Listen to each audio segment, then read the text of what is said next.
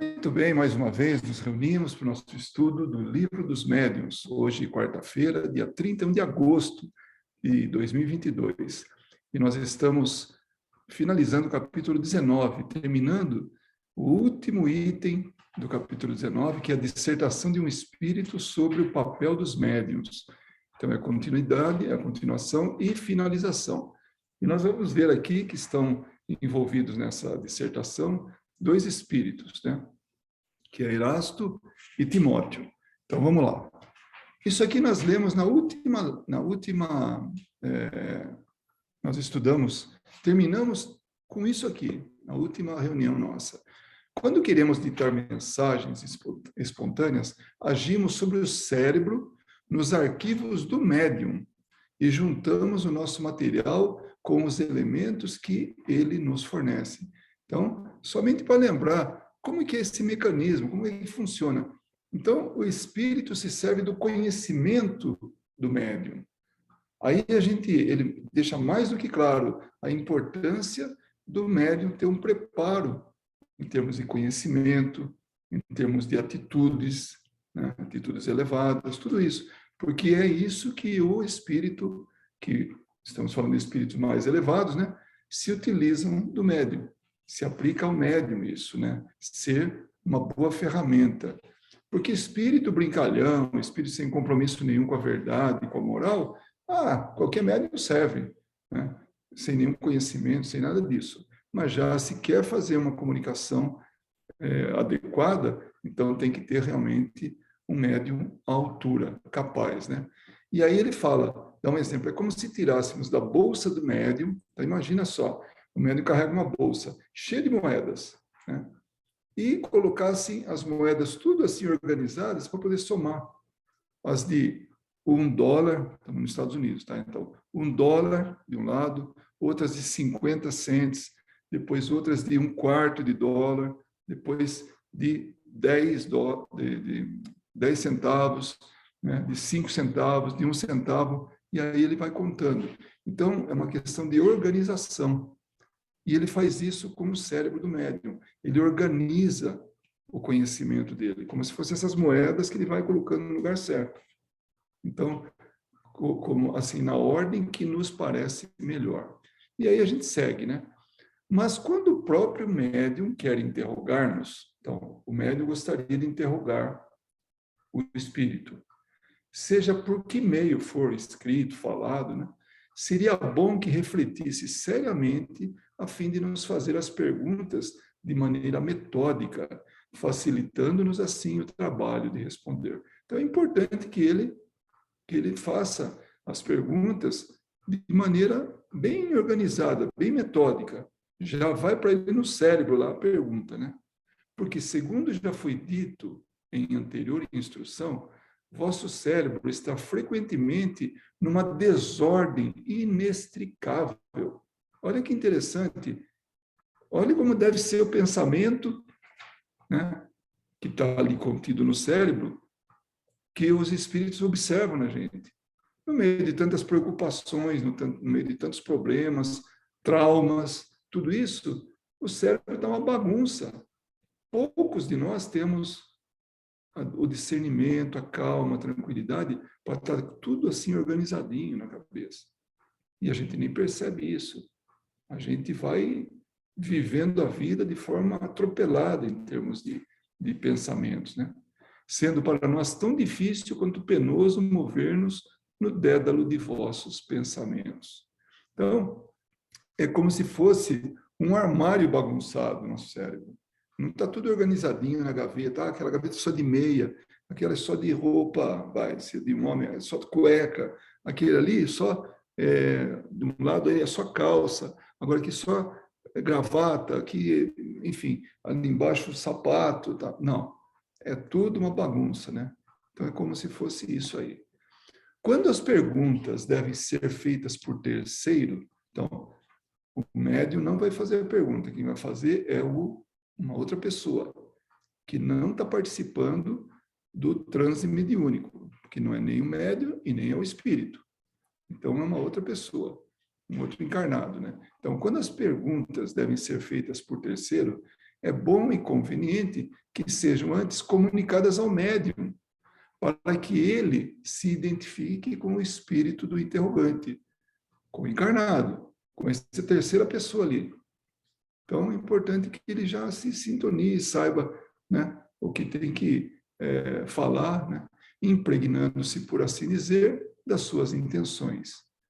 Porque então nós mesmos teremos muito mais facilidades para responder, graças à afinidade existente entre o nosso perispírito do espírito, e o perispírito do médium, que nos serve de intérprete. Então, olha só, mais uma informação muito importante. O espírito comunicante, ele não só se utiliza do pensamento, mas o veículo para entrar em sintonia um com o outro é o perispírito. Então, nós já falamos disso, a expansão do perispírito do espírito junto à expansão do perispírito do médium, entra assim, como se fossem assim, duas nuvens que se encontram, e aí passa a informação que tem que passar, o pensamento. Né? Então, essa afinidade, né, quando acontece, então está ocorrendo a comunicação. Quanto maior a afinidade, mais fiel é essa transmissão desse pensamento. Por isso que muitas vezes os médiuns têm um espírito normalmente que vira e mexe, ele está aparecendo, trabalhando com aquele médium. Por quê? Porque ele tem essa afinidade. Um exemplo, Chico Xavier e Emmanuel.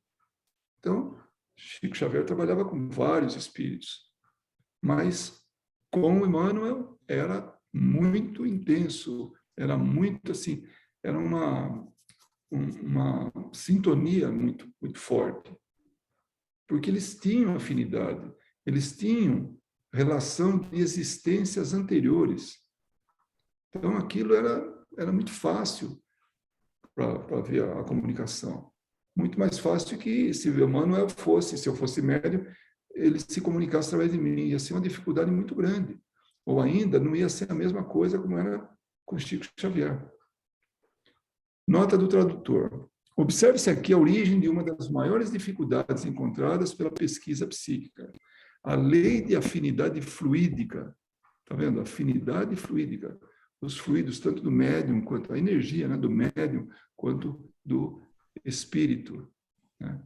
Havendo essa afinidade.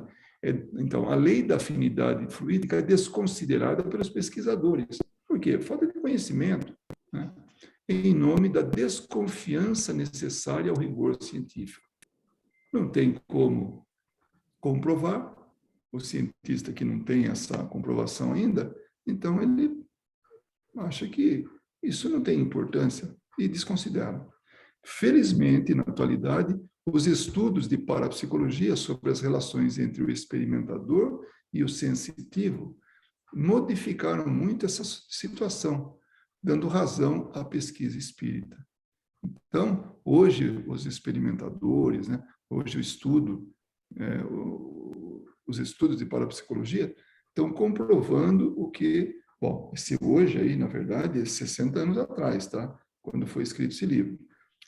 Então, já desde lá, então, já estão estudando e já estão dando razão, confirmando o que Kardec deixou, a pesquisa de Kardec. Compreende-se, afinal, depois de muitas torturas físicas e morais impostas aos médiuns, que o problema exige condições psicológicas favoráveis. E, realmente, os médiuns eram assim, praticamente torturados, principalmente nos efeitos físicos, onde havia doação de ectoplasma, punham camisa de força, amarravam na cadeira, punham aquelas, como que algemas, né? Algemavam, para que eles não pudessem interferir, para que eles não fossem, assim, para que fosse a prova de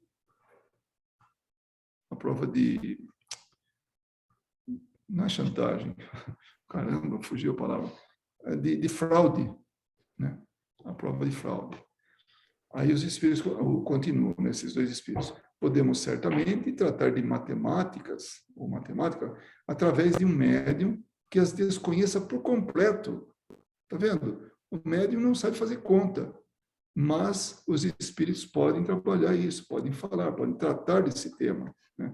Mas quase sempre o espírito do médium, então o encarnado médium, possui esse conhecimento em estado latente.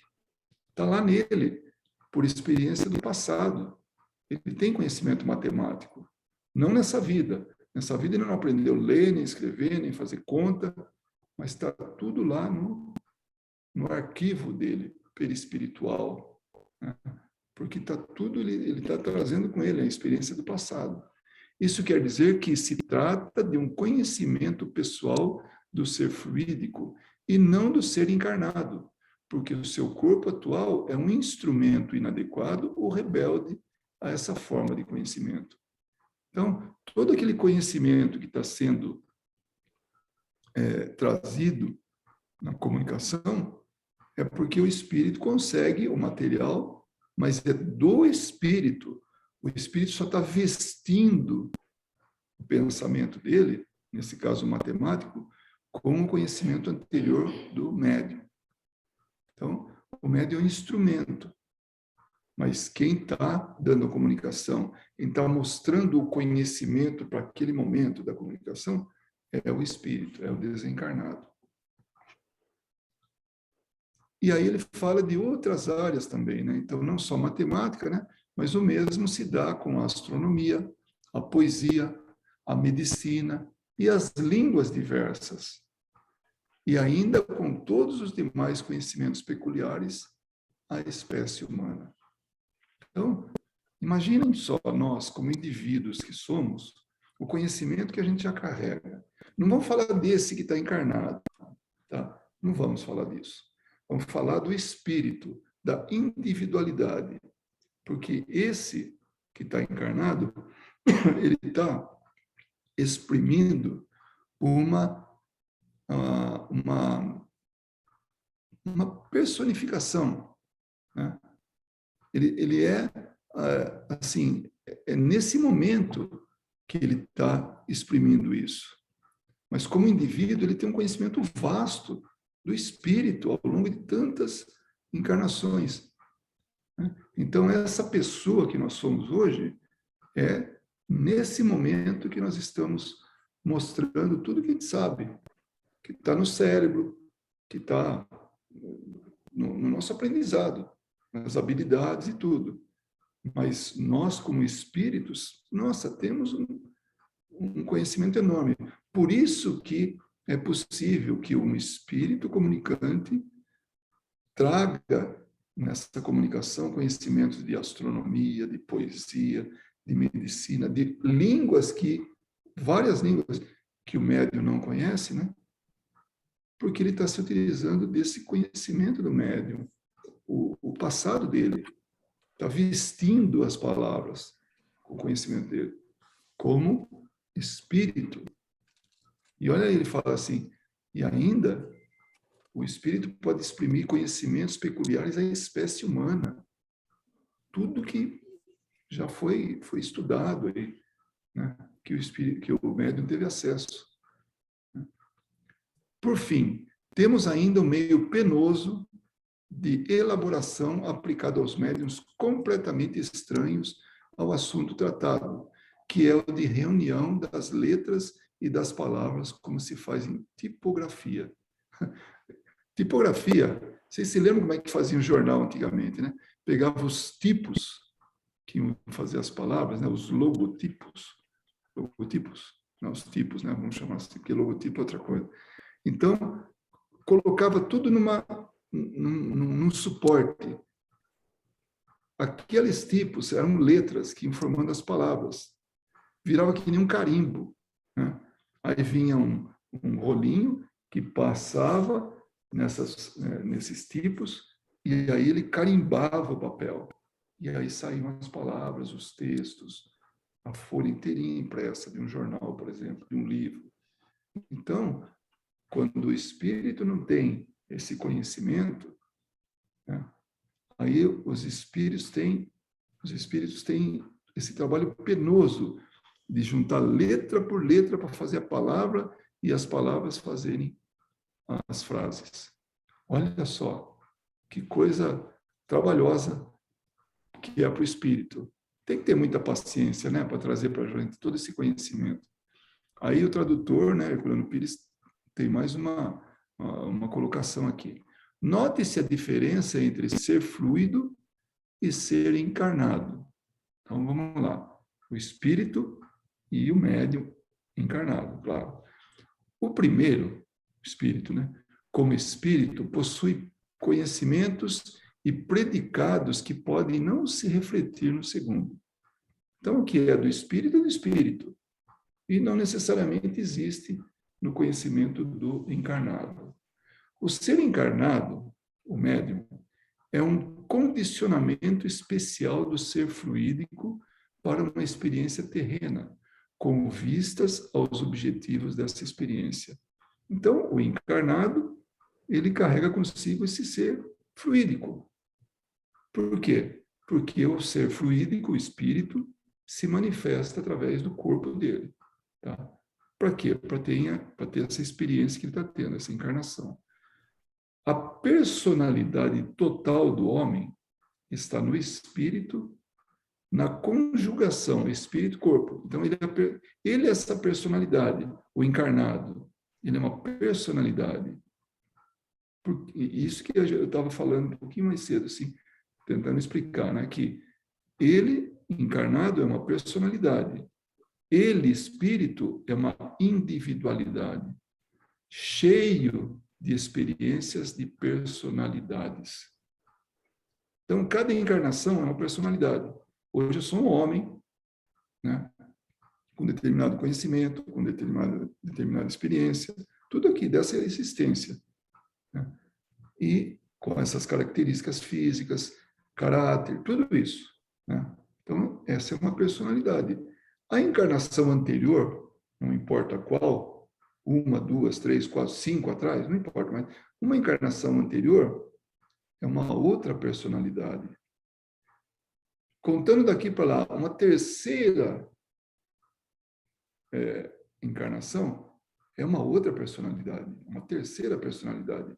Agora, se a gente junta essas três personalidades, ela está entrando na combinação de todas as personalidades do espírito, do indivíduo, da individualidade espírito.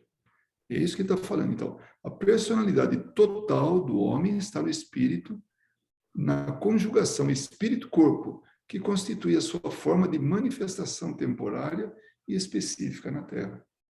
Então, dá para entender, dá para perceber a diferença entre personalidade e individualidade. Personalidade é uma experiência, uma encarnação. A pessoa que nós somos agora. Já a individualidade é o espírito. Por isso que os espíritos, nessa experiência de estar se comunicando através do médium, se utiliza do conhecimento da personalidade e da individualidade. Personalidade é essa agora. E individualidade como espírito. Experiências que ele já teve, idiomas que ele já falou, assim, culturas que ele já teve. Então, cada área que ele se especializou. Então, todo esse material é o que vai ser a ferramenta, o que vai estar na prateleira, um monte de coisa ali que ele vai poder catar e fazer e utilizar a comunicação, na comunicação, que, como ele fala aqui, é a vestimenta do pensamento, as vestes do pensamento. Se tiver complicado aí, por favor, levanta a mãozinha, eu já falo aí, a gente fala. É que para mim, é uma coisa tão importante e tão assim bonita que às vezes eu viajo, eu fico falando até demais e às vezes até complica, tá? Então, portanto, vocês interrompam. E aí finaliza, né? Os dois espíritos, né, Erasto e Timóteo, finalizam dizendo: como já dissemos, os espíritos não têm necessidade de vestir os seus pensamentos com palavras. Então, de espírito para espírito, estão falando de pensamento para pensamento. Eles o percebem e os transmitem entre si. Os seres encarnados, pelo contrário, só podem comunicar-se pelo pensamento traduzido em palavras. E olha só a dificuldade. Conforme a palavra, não dá para o outro encarnado entender o outro. Se eu falo um idioma e o meu, e a pessoa com quem eu quero me comunicar, outro encarnado, fala outro idioma totalmente diferente, e eu não conheço o idioma que ele fala, não vamos ter comunicação. Vai ter que usar outros recursos, mímica, vai fazer o que tiver que fazer para tentar se comunicar. Mas nós precisamos de palavras. Nós precisamos transformar o que a gente pensa, vestir esse pensamento e trocar palavras. Né? Só que a gente não tem o recurso do espírito, que é de entrar na cabeça do espírito, do outro lá que a gente está falando, e ver o que ele tem lá para a gente poder falar, ó, é tal coisa, vestir a palavra, né, o pensamento, com o que está na cabeça dele lá. Nós não temos esse recurso. O espírito tem. Enquanto a letra, a palavra, o substantivo, o verbo, a frase, enfim, são necessários para a percepção, mesmo mental, nenhuma forma visível ou tangível é necessária para nós. Então, para eles é tranquilo. Olha a coincidência, eu estava jantando com algumas pessoas e entrou um assunto interessante. Esse assunto, assim, porque tinha gente de várias nacionalidades, mas a gente estava todo falando em inglês. Quando você pensa em número, você faz conta no seu idioma ou em inglês?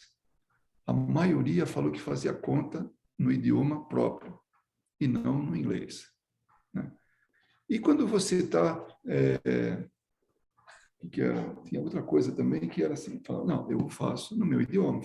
Várias coisas eram feitas no idioma próprio. Por uma questão de facilidade, uma questão de... unidade métrica.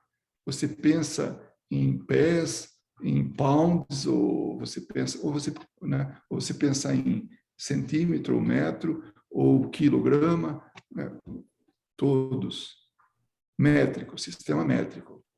Porque é uma confusão aqui, né? Que é tão difícil, não sei como é que consegue ter tanta medida assim, quando seria tão simples, né? Fazer a medida decimal, métrico, enfim.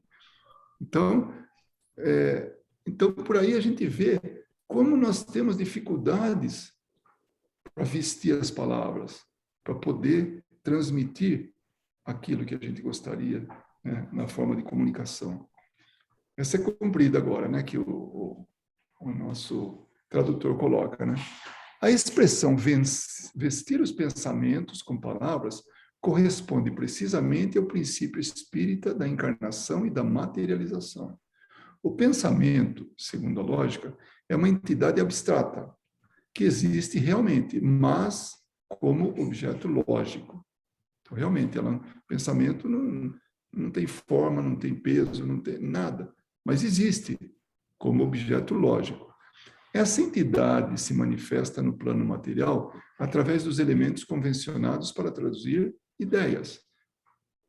O que pode ser? Pode ser a palavra, a letra, os sinais de mímica, os sinais telegráficos e outros. E é a esses signos, os sinais convencionais, que os espíritos recorrem para nos transmitir, através dos médiuns, os seus pensamentos, que então se encarnam ou se materializam na palavra, na escrita, na tipologia. Palavra, é isso que a gente escuta, está aqui falando, né? Na escrita, está ali papel, lápis, e aí está ali escrito o que quer dizer. E tipologia, que era as batidas que os espíritos se comunicavam. Então, são basicamente as três formas, né?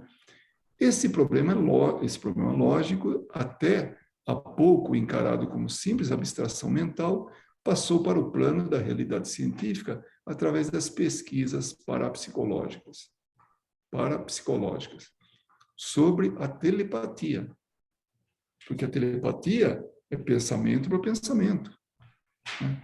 o pensamento não é hoje apenas um objeto lógico, sem realidade própria, uma espécie de epifenômeno, quer dizer, é um fenômeno de pouca relevância, né? Segundo o dicionário, produzido pelo cérebro, que está segregado pelo cérebro, como o fígado segrega a bilis, segundo a conhecida expressão materialista. Mas, porque muita gente fala que o pensamento ele é uma secreção do cérebro. Imagina, né?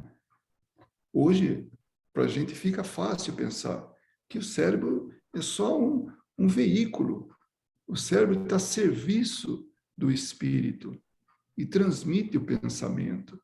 Através do que está acumulado no cérebro, ele transmite, ele transfere, ele converte o pensamento em palavras, em mímica, em batidas, né? Em escrita, né? O que for. Então, não é uma secreção, como o nosso fígado secreta, né? Ele faz uma secreção da bilis. Né?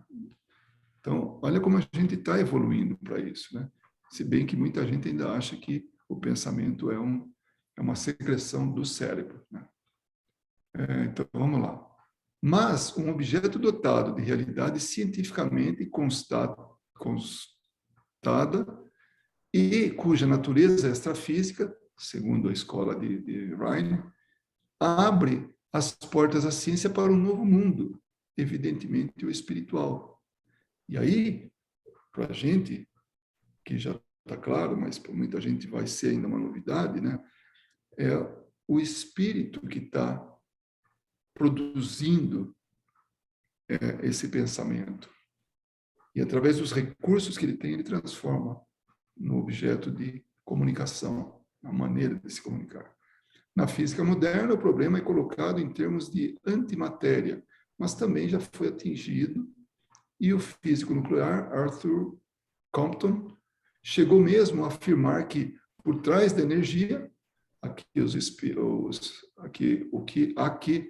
as pesquisas reduziram a própria matéria. Existe algo mais, e que esse algo mais parece ser o pensamento.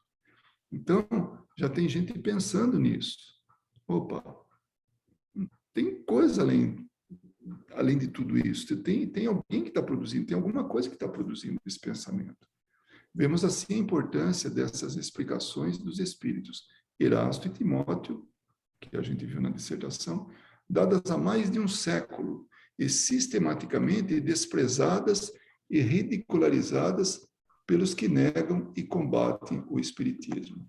Eu diminuí aqui porque eu tenho alguma coisa que está me dificultando a leitura aqui, por isso que eu fiz isso. Agora vem uma observação de Kardec, para finalizar. Essa análise do papel dos médiuns e dos processos pelos quais se comunicam é tão clara quanto lógica. Kardec tinha assim, a autoridade para falar em lógica, né?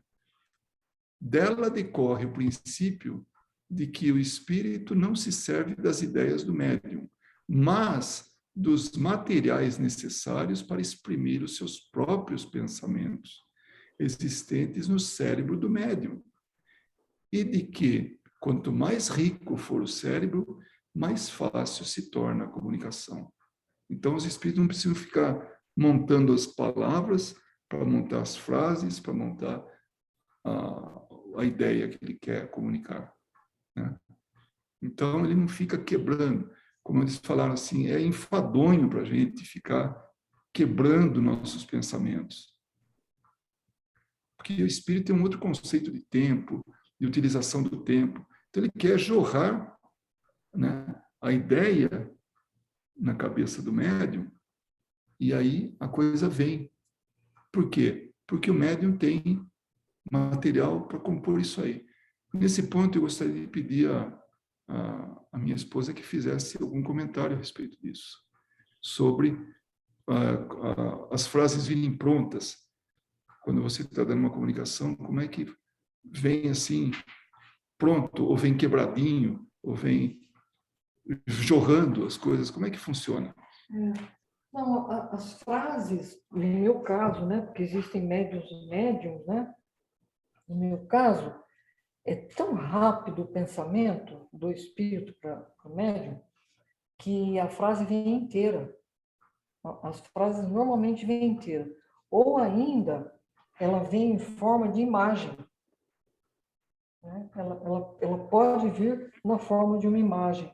Ou ainda, numa forma de escrita. Por exemplo, aparece Uma tela como se lesse. uma tela como se lesse, né? Mas, para mim, isso é raro. Então, mas vocês percebem que já vem pronto. Por Já quê? vem pronto. Porque, muito certamente, o Espírito está se aproveitando do conhecimento dela e não mandando assim, letra por letra, para compor a palavra, para depois compor, essas palavras comporem a frase. Então, já vem e jorra isso aí. E isso que o Espírito quer. Então, nós estamos falando de uma médium que está nessa atividade há quase 40 anos. Então, ela já tem assim, a experiência necessária e também percebeu a importância do estudo para poder auxiliar a comunicação do espírito. Então, eu fiz questão de falar isso, porque eu conheço ela como médium, e é um bom exemplo da coisa jorrar, assim, como ela falou, vem tudo pronto. Não precisa picadinho, palavra por palavra, para o espírito perder a paciência e falar, caramba. E aí fica uma comunicação muito, muito curta, muito assim, não tão elaborada, né? Então, pega uma comunicação de Chico Xavier, por exemplo, nossa, Flui, né? flui, exatamente. É como se estivesse no cérebro dele.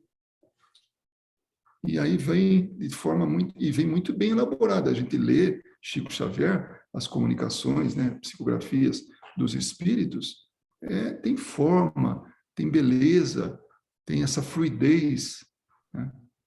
Mas é a qualidade do médium, que permite que o espírito se utilize daquilo e se exprima de uma forma como ele quer se exprimir.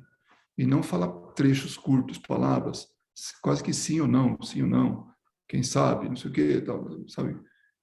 Aí Kardec continua. Quando o espírito se exprime numa língua familiar ao médium, encontra as palavras já formadas e prontas para traduzir a sua ideia.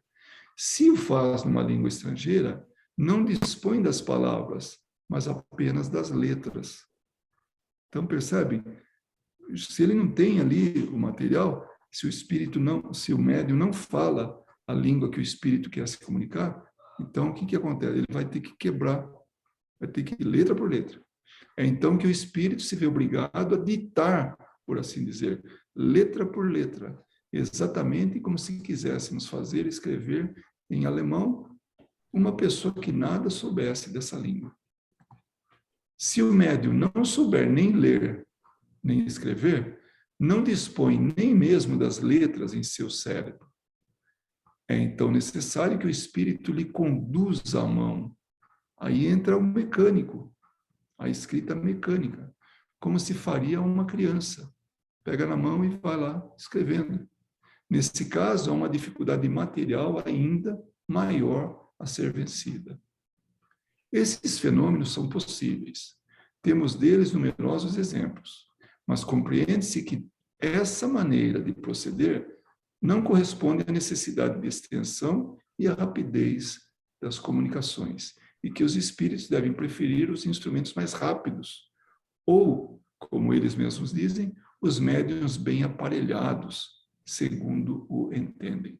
O que é médium aparelhado? É médium que tem conhecimento, é médium que está preocupado em aprender cada vez mais, estudar mais, para ser um melhor instrumento, um melhor aparelho, mais bem aparelhado. Se os que pedem esses fenômenos para se convencerem tratassem antes de estudar a teoria, ficariam sabendo em que condições especiais eles se produzem. Então, Kardec está falando, quer ser bom médium? Quer saber como é que se faz? Quer se convencer? Procura saber como é que você faz. ou vai buscar na teoria como é que acontece, que é isso que nós estamos fazendo agora. E o tradutor finalmente fala, por que os espíritos se referiam ao cérebro e não à mente nessas explicações, e Kardec segue a mesma linha nas suas observações, porque estão explicando o processo de manifestações, que implica a materialização do pensamento. É da forma o pensamento, através das palavras, através das escritas, através da escrita. É claro que os elementos ou materiais a que aludem são abstratos, são conceitos, mas em forma de palavras. Atente-se para a explicação final de que se as palavras não são necessárias para a percepção do pensamento, mesmo mental, e será fácil compreender que eles tratam das funções do cérebro, que é um instrumento material da mente. Então é assim que acontece, né? O cérebro é um instrumento material da mente. Então, mais uma vez, ele está nos dando a informação, nesse caso o tradutor, né? Fala, olha, o cérebro não está produzindo nada. Ele é instrumento que materializa o pensamento, é um instrumento material da mente. De fato, nas experiências telepáticas, ficou demonstrado que a transmissão do pensamento se faz por meio de palavras, em virtude do nosso hábito de pensar em palavras. E esse era o nosso tema de hoje, né? Nós não vamos falar da dissertação de um espírito, eu acabei colocando aqui o que não devia, né? Mas vem um outro que agora é o capítulo 20, tá? E não esse aqui. Influência moral do médium. Isso, influência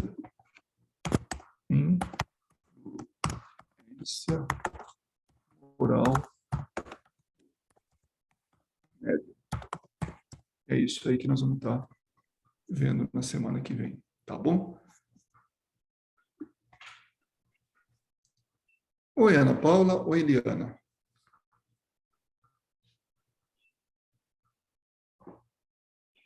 Oi a todos. Que bom estar aqui de volta. Isso aí. Bem-vinda de volta. Alguém gostaria de falar alguma coisa, fazer algum comentário? O entendimento, ajudar no entendimento de como é que a coisa funciona, né? Conforme a gente viu aí, né? O espírito. Imagine o espírito organizando essa bagunça que a gente leva aqui, né? No nosso cérebro, né? O que está de pensamento, todo esse armário mal organizado que é, né? Para a gente, e ele buscando para dar uma comunicação. Imaginem o que ele não passa, né? Para poder fazer isso.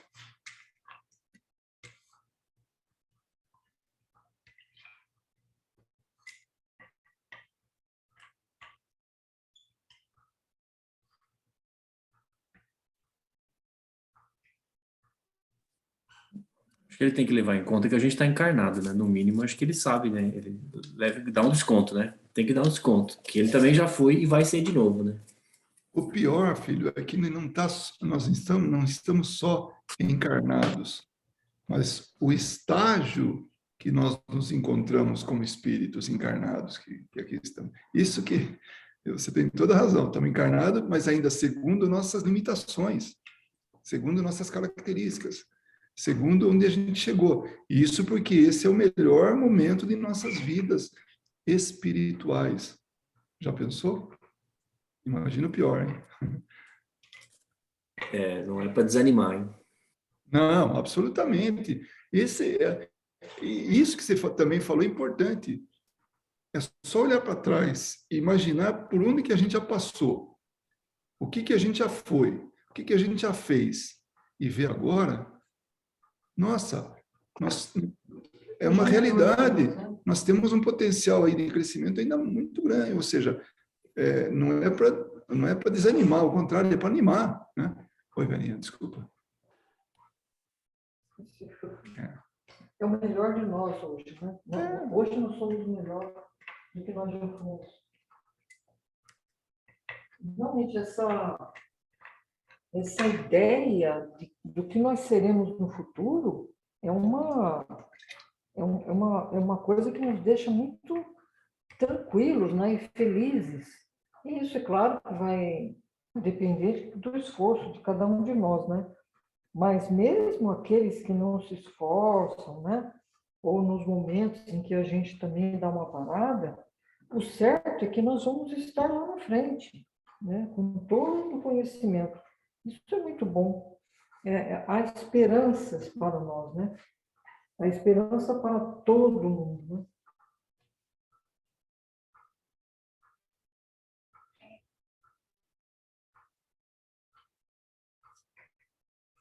Então, vamos continuar na nossa luta, nosso esforço, porque a gente tem potencial, tem futuro.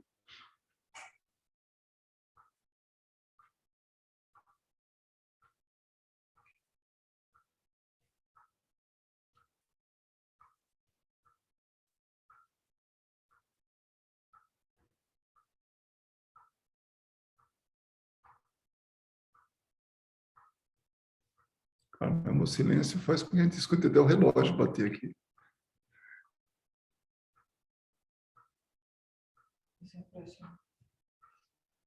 Muito bem. Ou foi, assim, muito bem entendido, né, o que Kardec quis nos dizer, o espírito, né, nesse caso, o espírito quis nos transmitir como um mecanismo, né, como é que isso ocorre a comunicação. E o legal é que ele falou que, de maneira geral, é assim que acontece com todas as comunicações, né?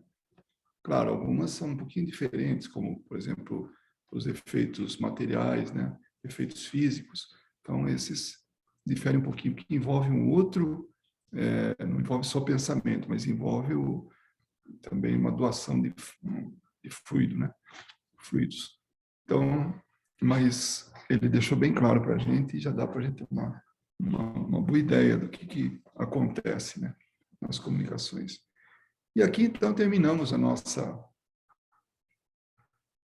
estudo de hoje, do livro dos médiuns, e seguiremos certamente na próxima reunião, que convido a todos para estarem presentes. Agradeço também àqueles que chegaram até aqui nos ouvindo, vendo